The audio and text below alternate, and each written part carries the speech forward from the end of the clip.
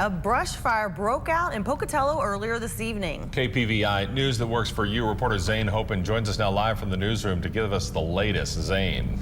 Thanks, guys. It happened right off Pocatello Creek Road, and they actually had to block the road off as the fire almost reached the street. And Bannock County Sheriff Lauren Nielsen says they got pretty lucky.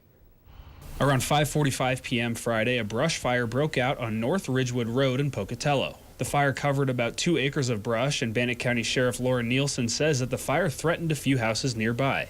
The brush here, especially those junipers, they kind of explode when they catch on fire, and it got real close, real close, as you saw how close that came to the home. The home that was most threatened by the fire was unoccupied at the time. The owners were not home, and the fire melted some of the siding on the house. They have been made aware of the situation, and the neighboring homes were evacuated.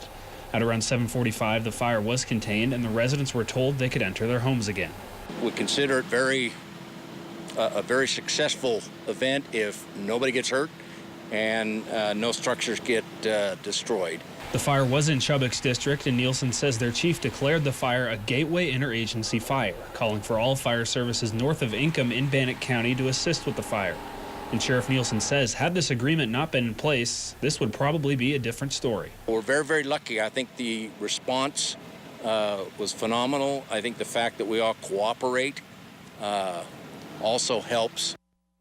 Nielsen says the only damage done other than the melted siding on the house was to a chicken coop, and they have someone investigating now to determine whether or not this fire was started naturally or if it was man-made. Live in the newsroom, I'm Zane Hopen. Matt, Marlise, back to you.